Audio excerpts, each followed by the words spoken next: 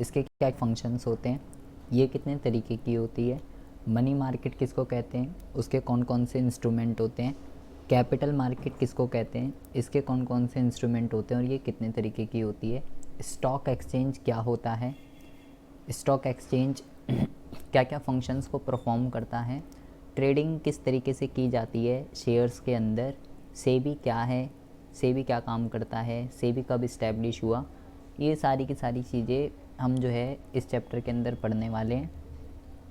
आपके इंटरेस्टिंग का चैप्टर है, ठीक है। सब कुछ जो बात चलेगी वो बात चलेगी शेयर्स की। सबसे पहले हम बात करते हैं कि फाइनेंशियल मार्केट जो है ये होती क्या है, किस चीज़ को फाइनेंशियल मार्केट कहते हैं। देखिए कह रहा है भाई, financial market is a link between the saver and the borrower. दो चीज़ों के बीच में लिंक क्रिएट करता है फाइनेंशियल मार्केट।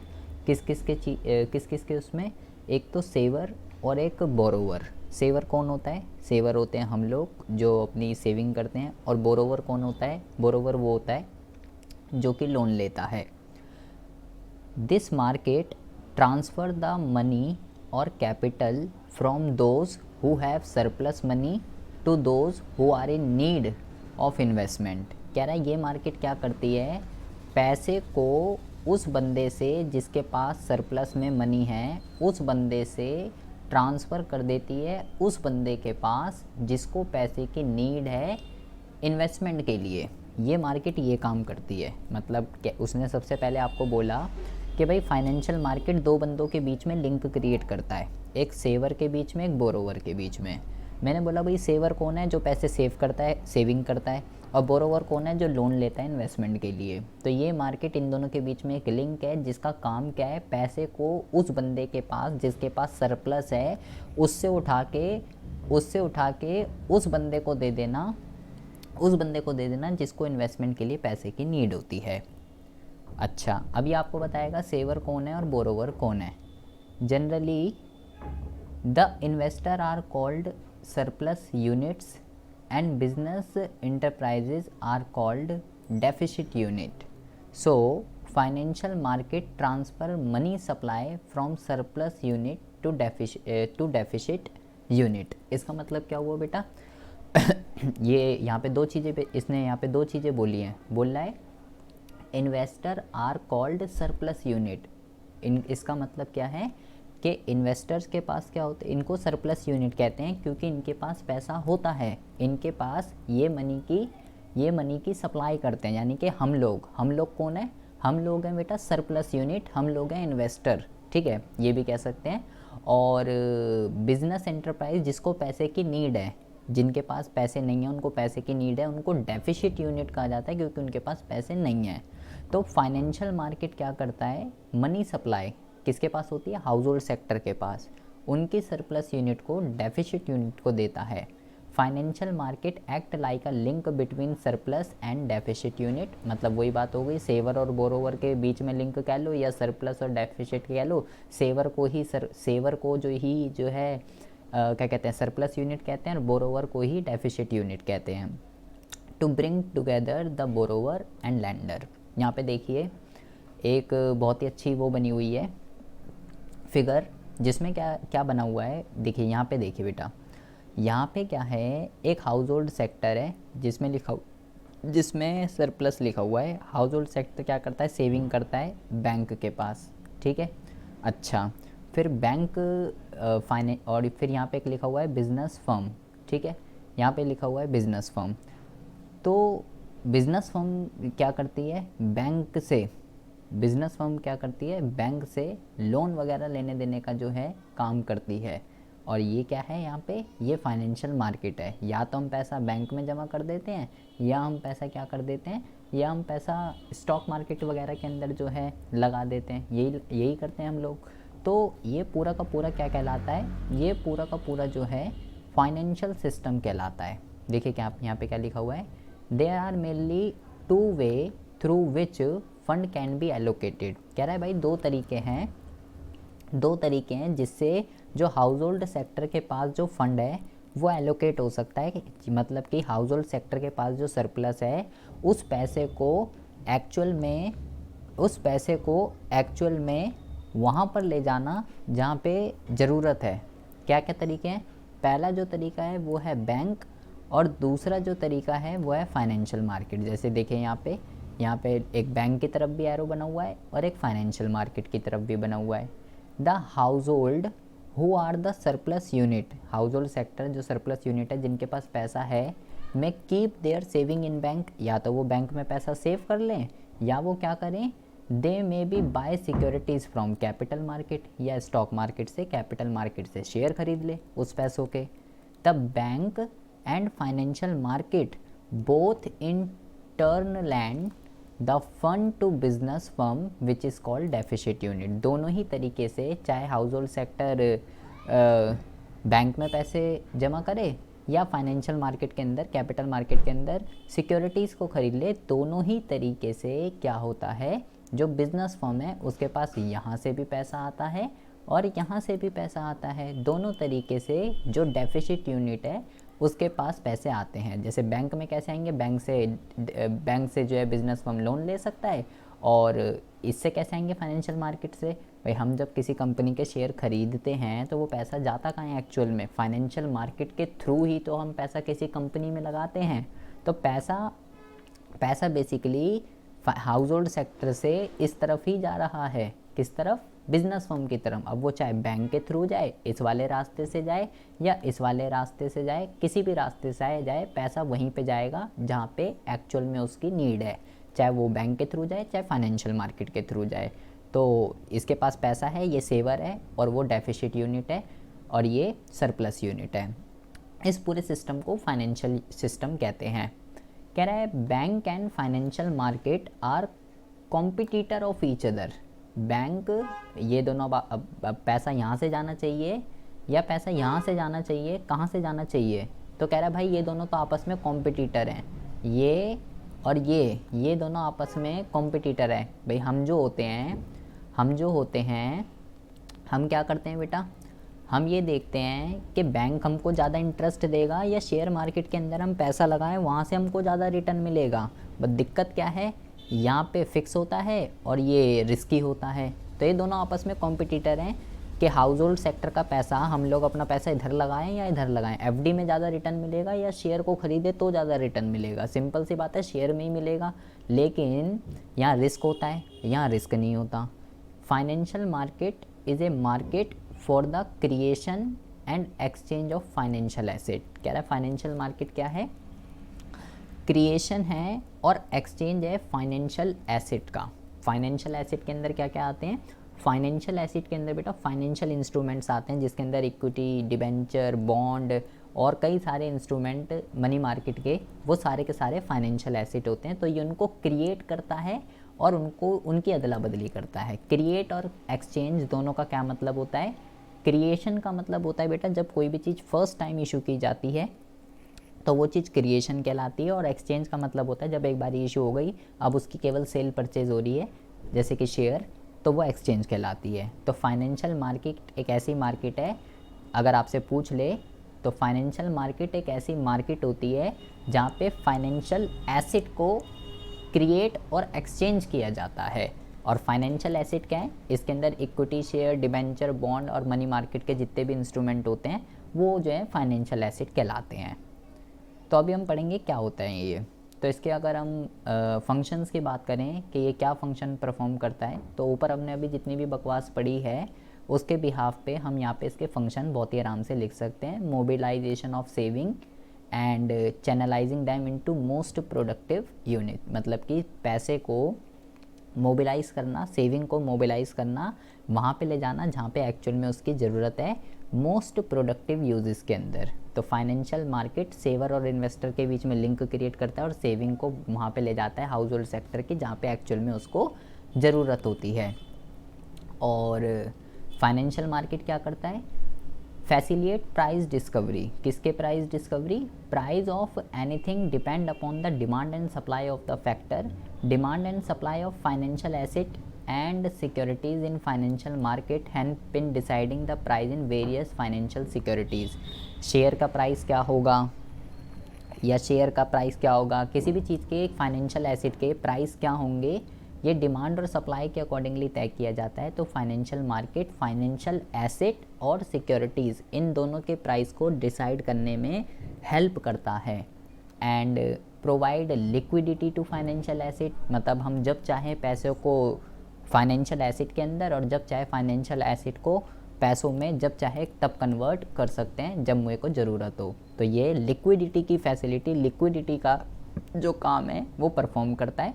फाइनेंशियल मार्केट के अंदर हम फाइनेंशियल सिक्योरिटी को जब चाहे खरीद सकते हैं, जब चाहे बेच सकते हैं। जब आपको पैसों की ज़रूरत हो बेच दो, जब आपको पैसों की ज़रूरत ना हो खरीद लो, जो मन करे वो कर सकते हैं। इससे reduce the cost of transaction, इससे क्या हुआ, जैसे कि बेटा कह रहा है इससे ट्रांजैक्शन की कॉस्ट जो है वो रिड्यूस हो जाती है।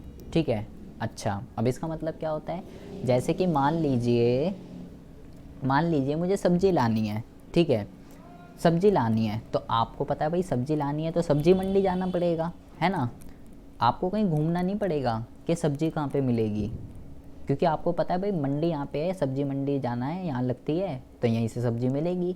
अब इसी तरीके से अगर किसी बंदे को शेयर मार्केट के अंदर पैसा लगाना है या कहीं भी पैसा लगाना है तो भाई उसको पता है उसके लिए मेरे को फाइनेंशियल मार्केट के अंदर जाना पड़ेगा। मतलब एक एग्जैक्ट मार्केट अवेलेबल है जहाँ बंदे को पता है कि मुझे यहाँ पैसा लगाना है, इससे मुझे रिटर्न मिलेगा, उसको कहीं घूमना फिरना नहीं पड़ेगा, उसका टाइम जो है वेस्ट नहीं होगा। तो इससे ट्रांजैक्शन की जो कॉस्ट है वो क्या हो जाती है, रिड्यूस हो जाती है, क्योंकि सारी की सारी इन्फॉर्मेशन उसको एक ही जगह पर क्या हो जाती है, अवेलेबल हो जाती है। कंपनी के रिगार्डिंग जितनी भी इंफॉर्मेशन उसको चाहिए फाइनेंशियल मार्केट के अंदर सारी इन्फॉर्मेशन उसके पास अवेलेबल होती है, उसको कहीं भी भटकने की ज़रूरत नहीं होती कि अगर मेरे को टाटा के शेयर खरीदने हैं, टाटा कंपनी कैसी है, क्या इसकी बैलेंस शीट है, क्या इसका वो है, कौन इसके कितने प्रमोटर के पास कितने शेयर हैं और इसके दूसरे देशों में कितने एफडीआई कितनी है, ये सब जो है सारी इन्फॉर्मेशन बंदे को फाइनेंशियल मार्केट में एक जगह मिल जाती है, जिससे उसका टाइम पैसा हर चीज़ बचता है और ट्रांजैक्शन की कॉस्ट को रिड्यूस करता है। अगर हम बात करें बेटा इसके टाइप की, तो फाइनेंशियल मार्केट जो है वो बेसिकली दो तरीके की होती है। पहली जो होती है वो होती है मनी मार्केट और दूसरी जो होती है वो होती है बेटा कैपिटल मार्केट। बहुत ही ज़्यादा ध्यान से सुनेंगे, ये एग्ज़ाम के पॉइंट ऑफ व्यू से इम्पॉर्टेंट है। और जो कैपिटल मार्केट होती है ये बेटा दो तरीके की होती है, पहली होती है प्राइमरी और दूसरी होती है सेकेंडरी। ठीक है, अब पहले कॉन्सेप्ट समझिए। सबसे पहले हम बात करने जा रहे हैं दोनों में से एक मार्केट बेटा कंपलसरी है, जो स्टॉक एक्सचेंज होता है वो सेकेंडरी मार्केट होती है। ठीक है, ये आपको ध्यान रखना है, अभी हम आगे पढ़ेंगे। फ़िलहाल मैंने आपको बोला कुछ जो इंस्ट्रूमेंट होते हैं बेटा वो होते हैं शॉर्ट टर्म के और कुछ जो इंस्ट्रूमेंट होते हैं वो होते हैं लॉन्ग टर्म के। ठीक है, तो जो मनी मार्केट जो डील करती है वो डील करती है शॉर्ट टर्म के इंस्ट्रूमेंट पे। आप देखेंगे मनी मार्केट के नीचे लिखा हुआ भी है short term, market for short term, मतलब ये ऐसे इंस्ट्रूमेंट्स में डील करती है जिनका टाइम पीरियड एक साल से कम का है। एक साल से ज़्यादा टाइम के इंस्ट्रूमेंट में मनी मार्केट जो है डील नहीं करती है, उसमें जो डील करती है वो करती है कैपिटल मार्केट। एक साल से लंबे कौन कौन से इंस्ट्रूमेंट होते हैं, इक्विटी और डिवेंचर वगैरह जो होते हैं वो एक साल से ज़्यादा टाइम के इंस्ट्रूमेंट होते हैं। ठीक है, तो ये दो तरीके की होती है, प्राइमरी और सेकेंडरी, दोनों ही लॉन्ग टर्म में ही डील करते हैं, लेकिन डिफरेंस क्या होता है ये अभी हम आगे पढ़ेंगे। तो हम पहले बात करते हैं मनी मार्केट क्या होती है, मनी मार्केट के क्या फीचर होते हैं और वो कौन कौन से इंस्ट्रूमेंट हैं जिनका टाइम पीरियड एक साल से कम का होता है। देखिए, money market is a market for short term fund for use of a period up to 1 year. ये ऐसे इंस्ट्रूमेंट में डील करती है जिनका टाइम पीरियड बेटा केवल ज़्यादा मैक्सिमम से मैक्सिमम 1 साल होगा, इससे कम 1 दिन भी हो सकता है, 2 दिन भी हो सकता है, 5 दिन, 7 दिन, 10 दिन, कुछ भी हो सकता है। Generally money market is the source of finance for working capital. हमने इससे प्रीवियस क्लास के अंदर फिक्स कैपिटल और वर्किंग कैपिटल पढ़ी थी बेटा। फिक्स कैपिटल होती है लॉन्ग टर्म के लिए और वर्किंग कैपिटल होती है शॉर्ट टर्म के लिए, अपने डे टू डे को चलाने के लिए। तो कह रहा है भाई मनी, अगर किसी भी कंपनी को, किसी भी ऑर्गेनाइजेशन को वर्किंग कैपिटल की नीड है तो वो मनी मार्केट के सोर्स से फाइनेंस कलेक्ट कर सकता है अगर उसको वर्किंग कैपिटल की नीड है। हमने पढ़ा था उसके अंदर कि किस organise factor affecting working capital and factor affecting fix capital. तो भाई अगर ज़्यादा वर्किंग कैपिटल की नीड है, उसे पैसों की ज़रूरत पड़ रही है, तो भाई वो मनी मार्केट के कुछ सोर्स हैं, उन सोर्सेज से फंड कलेक्ट कर सकती है वो कंपनी।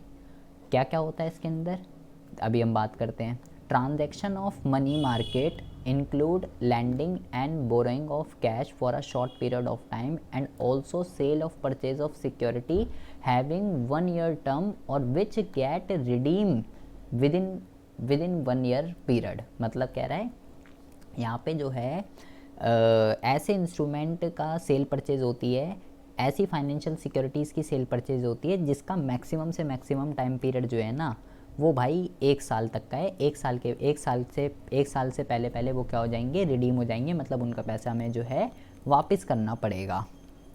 अच्छा, money market is not a fixed geographical area but it constitute all organization and institution which deal with short term debt। इसका मतलब क्या हुआ बेटा, कह रहा है बेटा कि मनी मार्केट का जो है ना कोई पर्टिकुलर जगह नहीं है कि मेरे को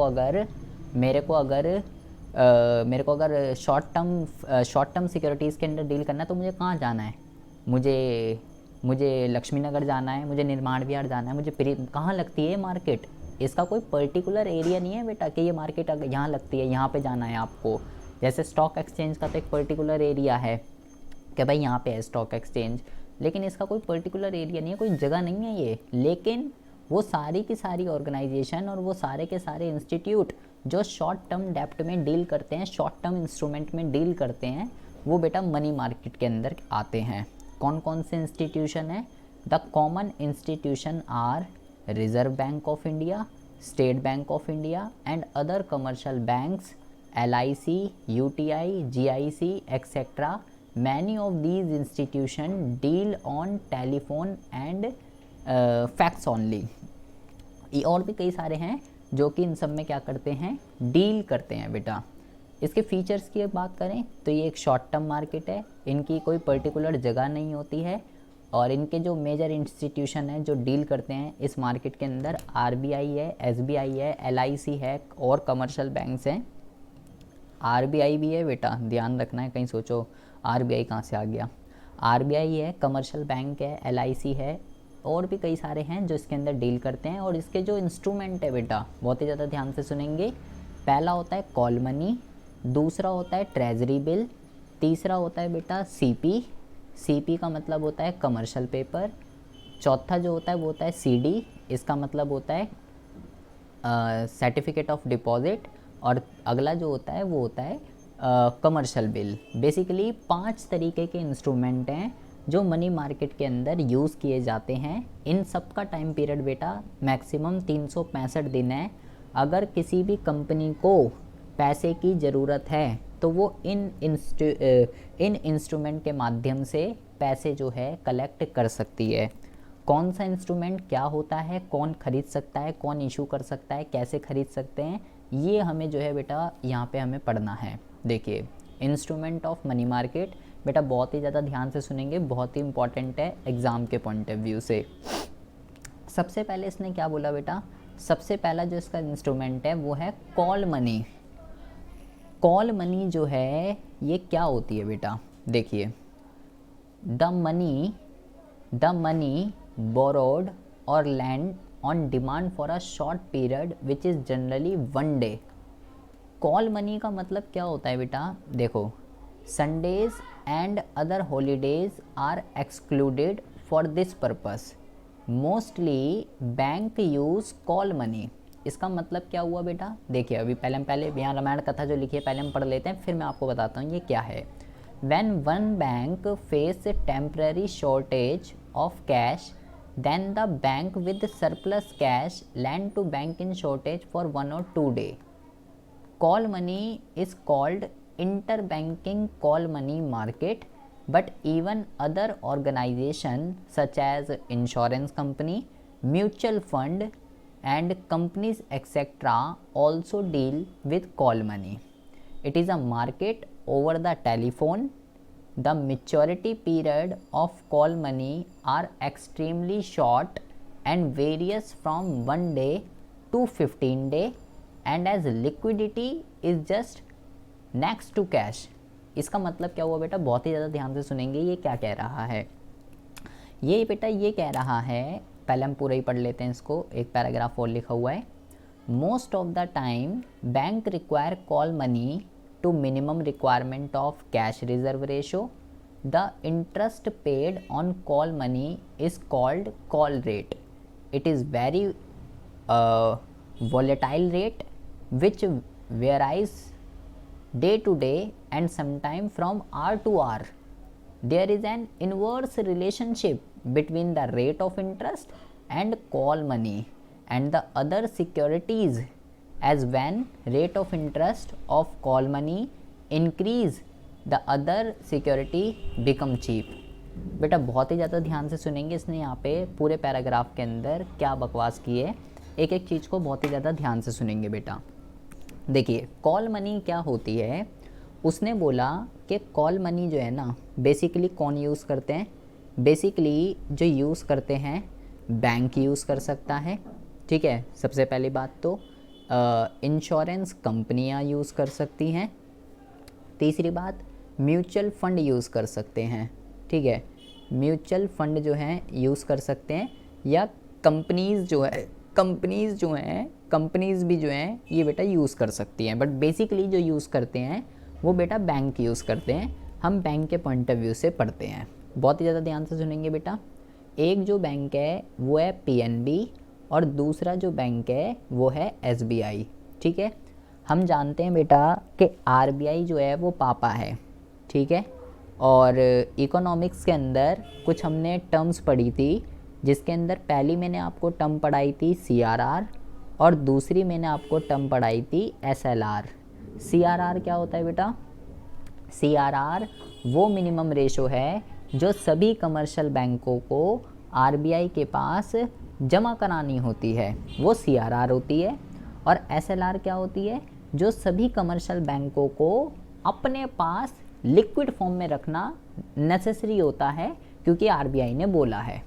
जैसे मान लो अगर सीआरआर मान लो 5% है, एसएलआर 20% है, तो इसका मतलब ये हुआ बेटा कि सभी कमर्शियल बैंकों को अपनी टोटल डिपॉजिट का 5% आरबीआई को देना पड़ेगा और 20% अपने पास रखना पड़ेगा, कंपलसरी है क्योंकि आरबीआई ने बोला है। अच्छा, अब मान लीजिए पीएनबी के पास पैसे नहीं हो रहे बेटा, ठीक है, पीएनबी के पास एसएलआर के लिए जितने पैसे चाहिए उतने पैसे पीएनबी के पास नहीं हो रहे। क्यों नहीं हो रहे पीएनबी के पास, उसने लोन में दे दिए क्योंकि, है ना।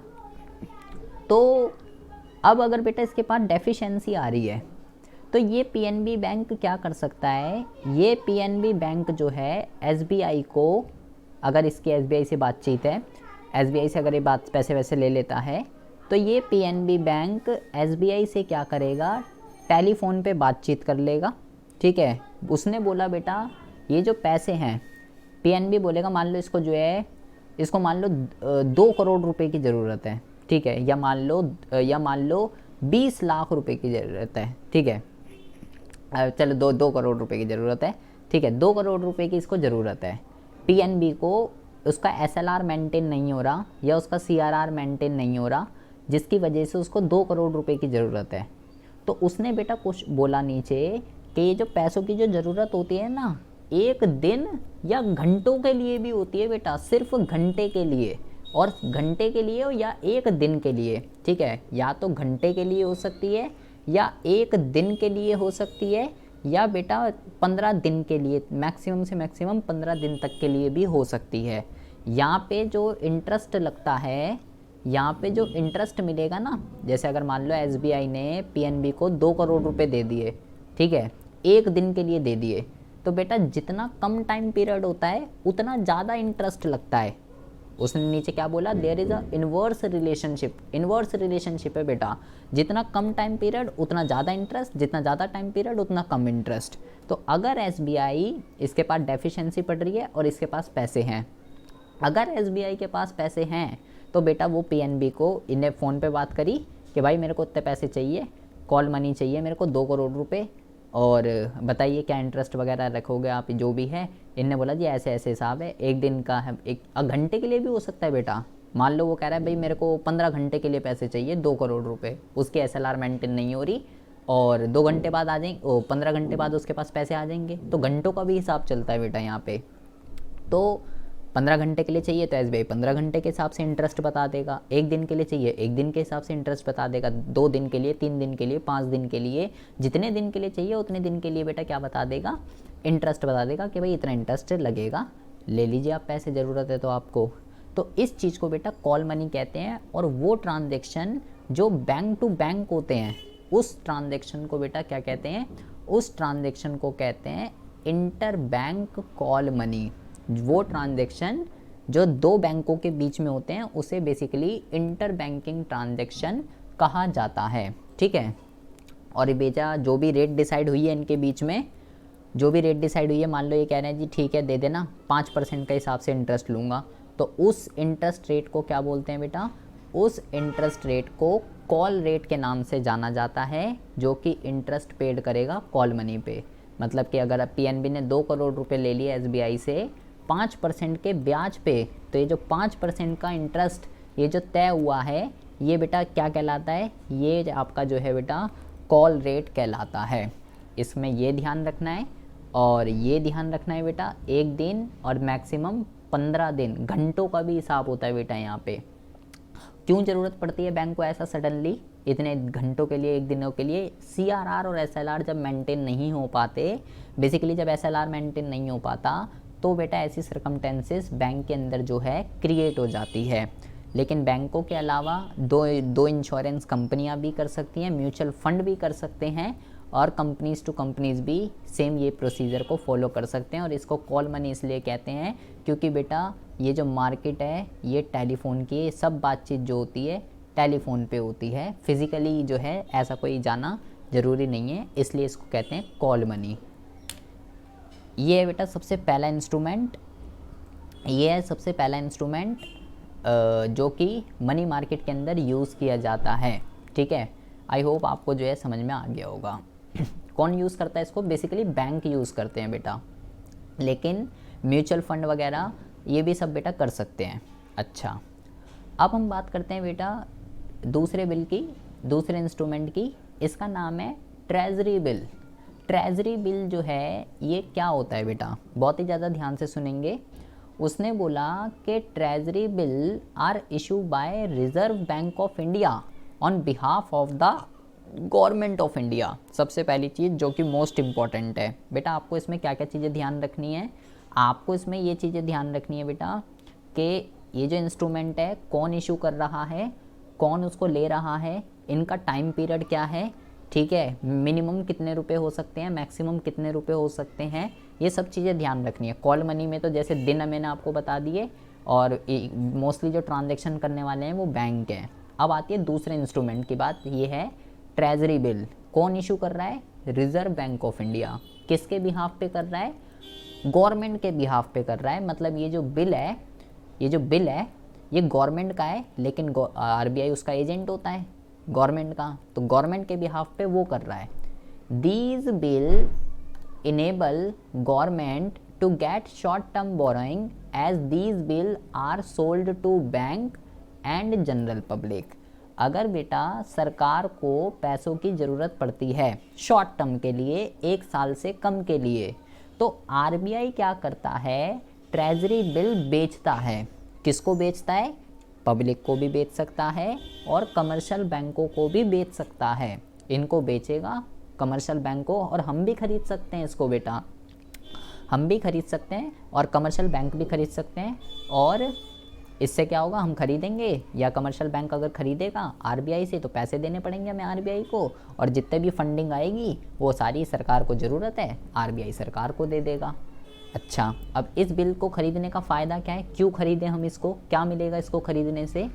These bill are negotiable instrument and are freely transferable. मतलब कि अगर ये बिल मेरे पास है, मैंने ख़रीद लिया और मुझे किसी दूसरे बंदे को देना है तो मैं उसको भी दे सकता हूँ। ये बिल नेगोशिएबल इंस्ट्रूमेंट है, फ्रीली ट्रांसफरेबल है, इंडोर्समेंट हो सकती है बेटा इसकी, these are issue at a discount, most important चीज़ है, ध्यान से समझेंगे।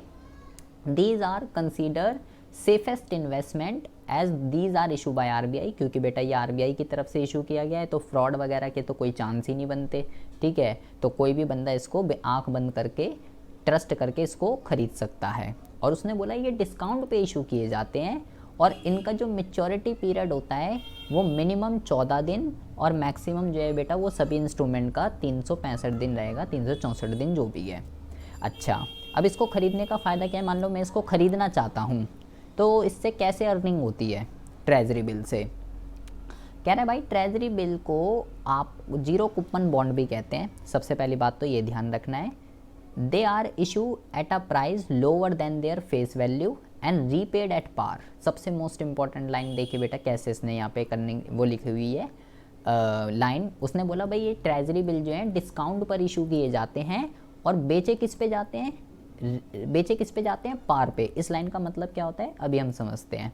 These are available minimum amount 25,000 and in multiple thereof, मतलब कि एक बिल जो होता है ये 25,000 रुपये का होता है और 25,000 के मल्टीपल में ही चलता है। 25, 50, 75, 1 लाख, 1, 25, 1.5 लाख ऐसे ही चलेगा, ठीक है। अगर आप चाहो मेरे को 5,000 रुपये के खरीदने, 10,000 के खरीदने तो नहीं है बेटा। एक बिल का जो मिनिमम अमाउंट है वो 25,000 रुपये का एक है। जितने खरीदना चाहते हो खरीद लो। 2 खरीदने 50,000 के होंगे, 4 खरीदने 1 लाख के होंगे और 10 खरीदने तो 2.5 लाख के हो जाएंगे।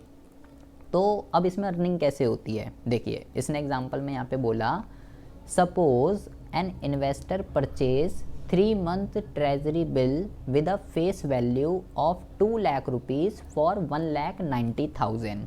क्या बोला बेटा इसने बोला कि एक बंदा है, मान लो आप हो, आपका नाम रुद्र है, ठीक है, आपका नाम रुद्र है। आपने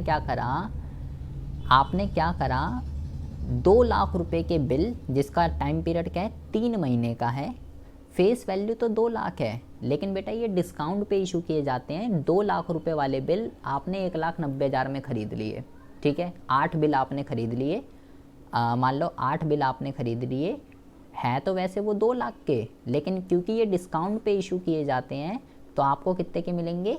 आपको मिल गए ये 1,90,000 के, मतलब 5% के डिस्काउंट पे ये आपको मिल गए बेटा। क्या कह रहे हो? ये बिल होते बिल किसी चीज़ के नहीं होते बेटा, मतलब कि हमें सरकार को पैसे चाहिए, ठीक है।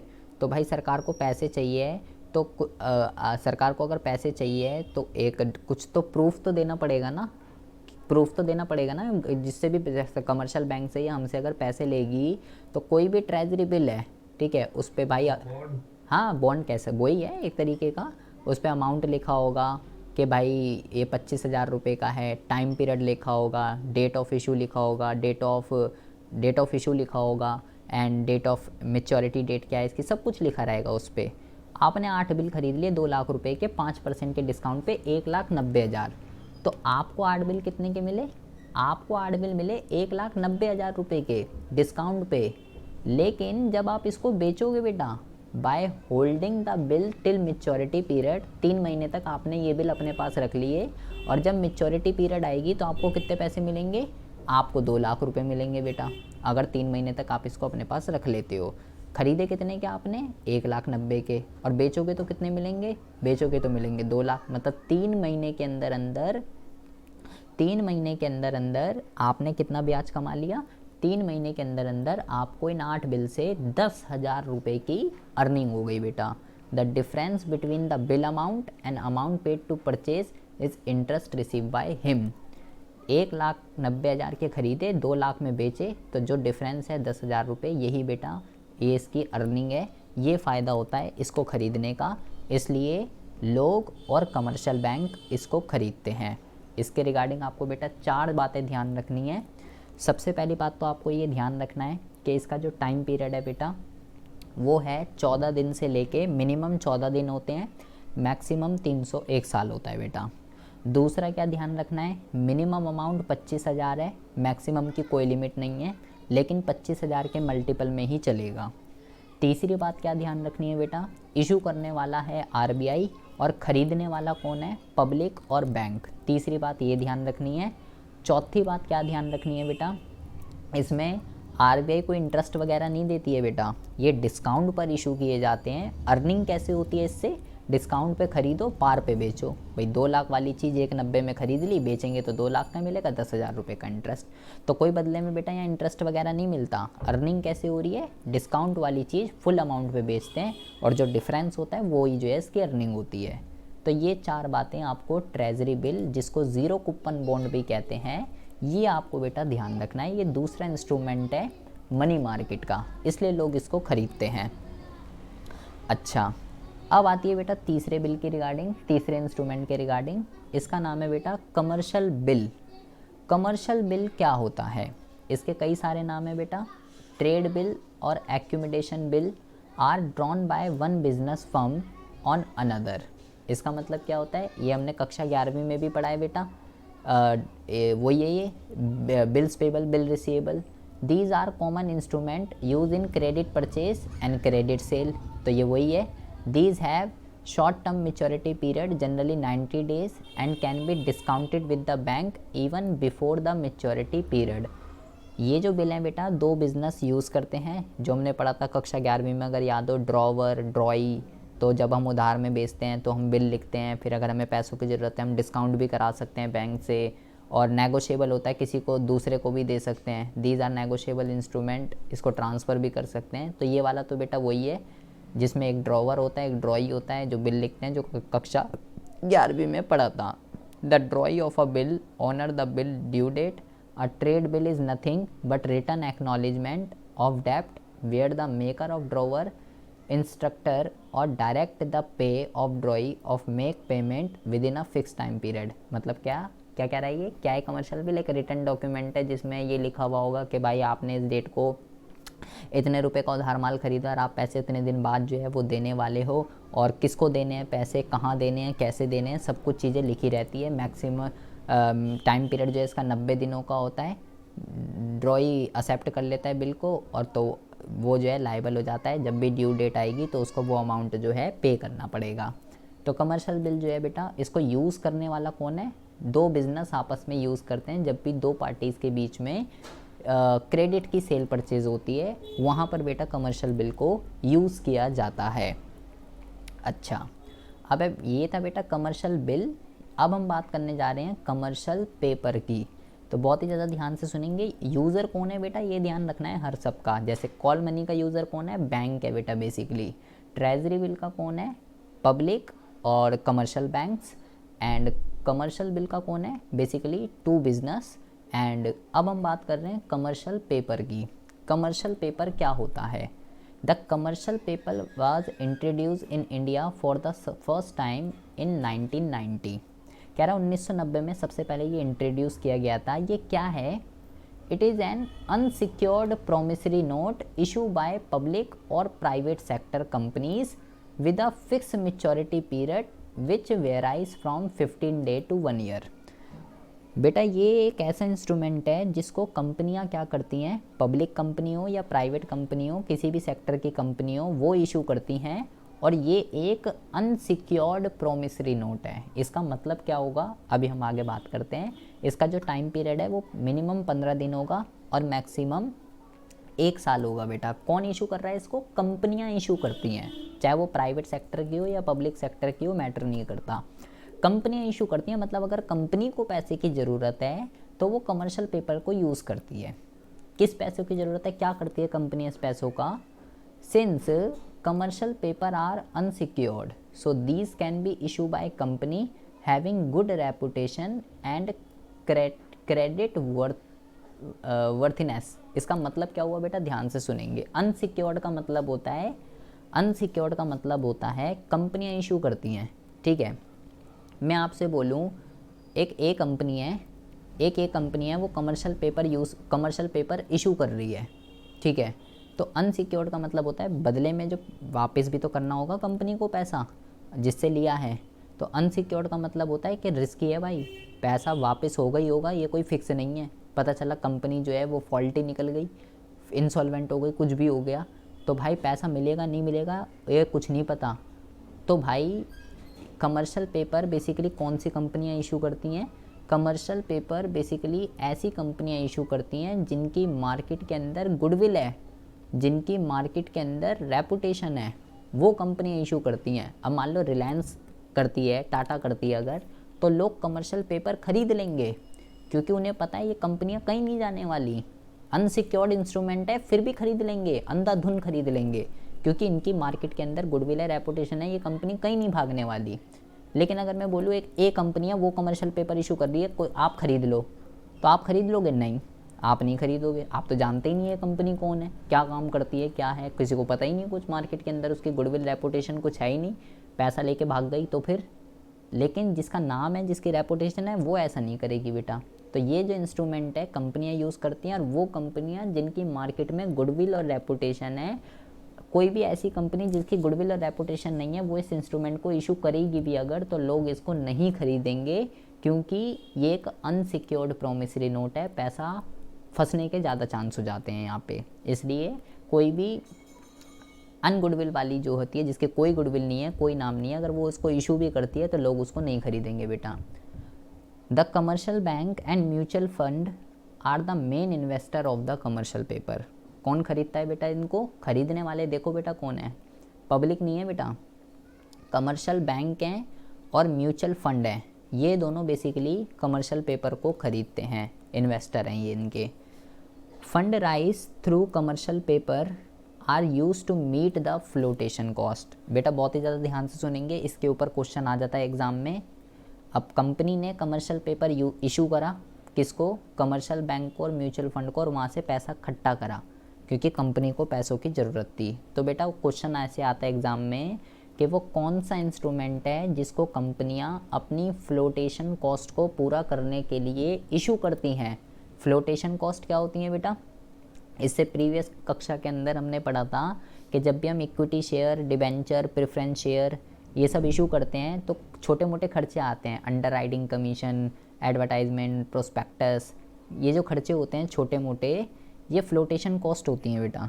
अब हमारे लिए तो छोटे मोटे हैं, लेकिन एक बड़े लेवल पे जब शेयर इशू किए जाते हैं करोड़ों में, तो फ्लोटेशन कॉस्ट का खर्चा भी करोड़ों में होता है बेटा।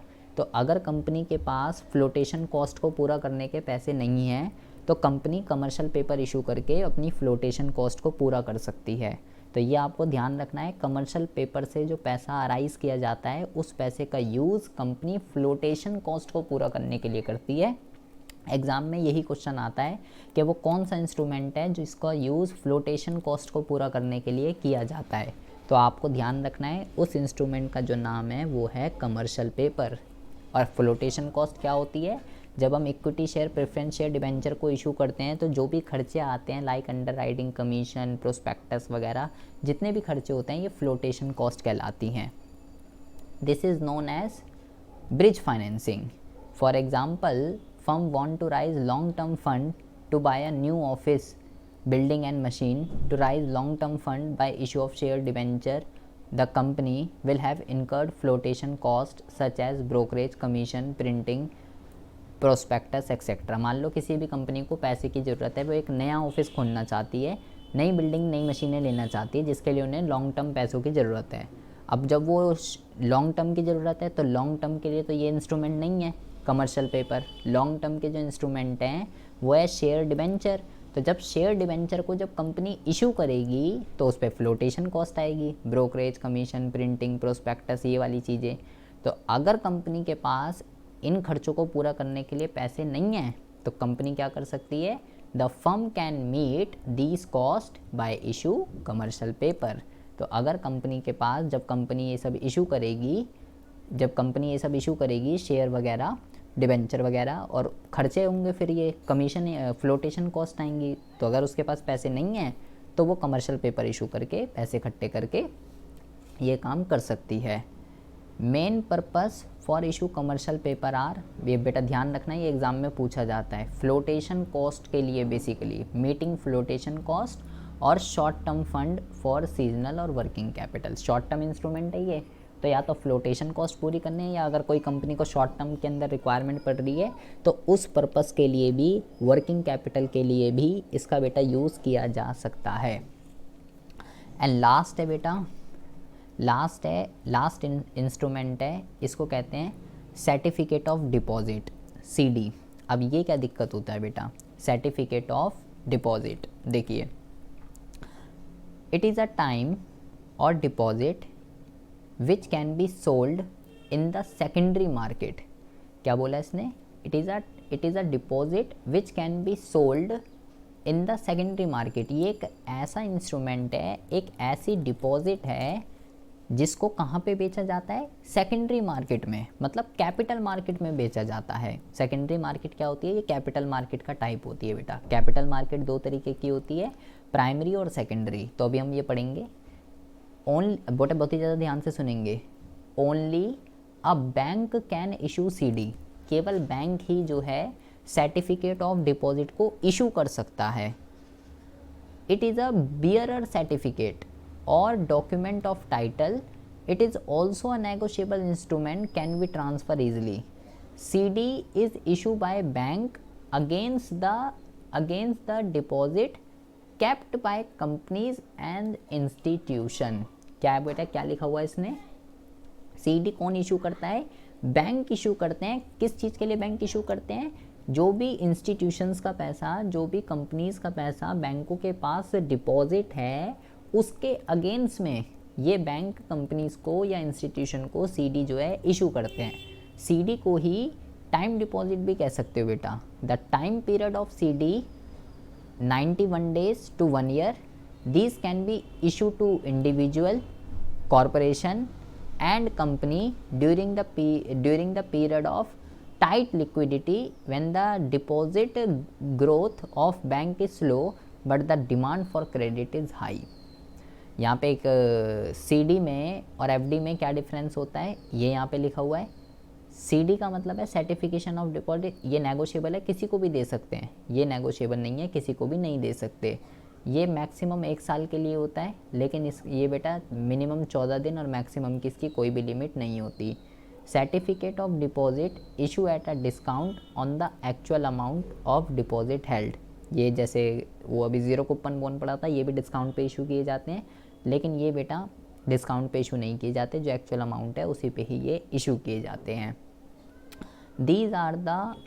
these are different money market instrument available for different sectors। अब देखो ये आपको बता रहा है कि ये सारे के सारे इंस्ट्रूमेंट हैं जो कि मनी मार्केट के जो अलग अलग सेक्टर्स के लिए यूज़ किए जाते हैं। Following table classify the money market. जैसे बैंक के लिए क्या यूज़ किया जाता है बेटा, बैंक के लिए बेसिकली कॉल मनी यूज़ की जाती है।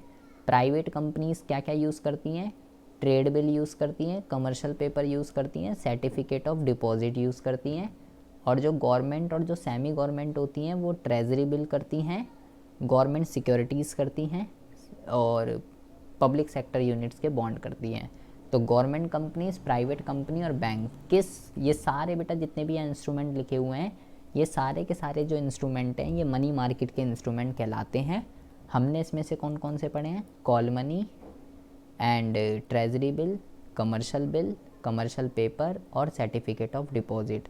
कौन इशू करने वाला है, कौन ख़रीदने वाला है, किसका क्या टाइम पीरियड होता है और किसका पर्पस क्या है, किसका क्या अमाउंट होता है, ये बेटा आपको सारी की सारी चीज़ें आपको ध्यान रखनी है।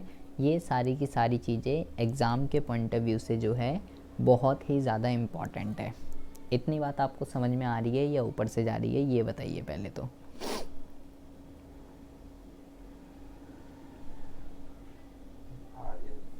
समझ में आ रही है,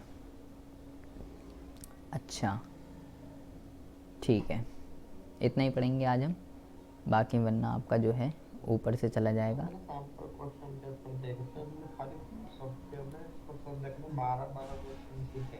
हाँ तो भाई 40, हाँ तो और क्या, 40 मार्क्स